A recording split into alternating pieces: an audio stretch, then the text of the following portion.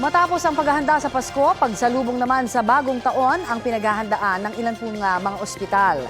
Kabilang po dito ang inaasahang pagdami ng mga biktima ng paputok. Balitang hatid ni Chino Gaston at Sandra Aguinaldo. Pinasilip na ng Jose Reyes Memorial Medical Center o JRMMC ang ilan sa kanilang paghahanda para sa pagsalubong sa bagong taon. Nakahanda ang lugar na nakalaan para sa fireworks-related injury. Ipinakita rin nila ang ilan sa kanilang kagamitan. Kunwari po, nasabugan ng kamay. So ito po, yung tinatawag po namin dito, hand retractor po. So ang kamay po ng pasyente, ilalapag po dito habang nasa operating room.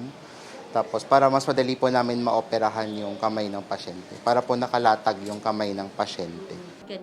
Higit na marami pa rito ang kagamitan na inihahanda nila sa pagsalubong ng bagong taon. Lahat daw pinaghahandaan nila pati na yung pagkasira ng buto dahil sa paputok. Ito po yung medical grade po na drill na ginagamit po namin para po magpasok ng mga alambre katulad po nito. Kung gusto po namin na yung buto ng pasyente, ibabalik po, ipagdudugtong po ulit. Gagamitan po namin ng mga alambre or mga bakal na katulad po nito. 4 na pasyenteng nasugatan sa paputok ang nadala sa JRMMC. Minor injuries ito kaya nakauwi na rin ang mga pasyente. Payo ng DOH, huwag baliwalain ito kahit maliit lang. Malinis na tubig at sabunin nyo po.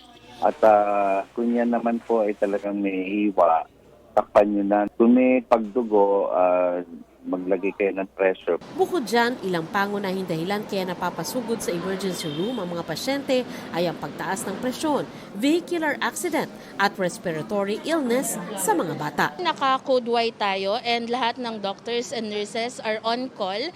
We make sure that our medications and supplies are complete in the hospital as we prepare for the coming New Year. Kasi nga, we are expecting na baka tumaas pa yung firework-related injuries. Handa na ang mga pampublikong ospital sa Quezon City sa posibleng pagdating ng mga masusugatan ng paputok. Sa Quirino Memorial Medical Center, may isa ng naitalang fireworks-related injury. Isang batang nalapnos ang balat matapos tutukan ng lusis. Agad naman itong pinauwi matapos gamutin. Pero para sa mga mas malalang sugat, may bukod na firecracker-related injury ward. Dito nagbabantay ang mga emergency medical personnel para gamutin o kung kinakailangan, putulin ang mga parte ng katawan na mapipinsala ng paputok.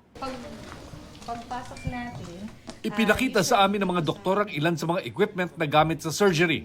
Bone rondure at iba't ibang mga instrumentong pamputol ng buto at ng laman. Kabilang na ang instrumentong ito na tinatawag na ring cutter, pamputol naman ng mga singsing mula sa mga may injure na daliri, dala ng paggamit ng illegal na paputok. Kaya paulit-ulit ang panawagan ng ating mga doktor sa ating mga kababayan, huwag na talagang gumamit ng paputok sa pagsalubong sa bagong taon.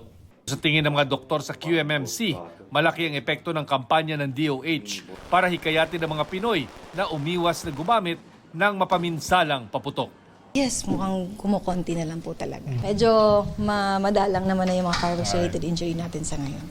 Chino Gaston, Sandra Aguinaldo, nagbabalita para sa GMA Integrated News.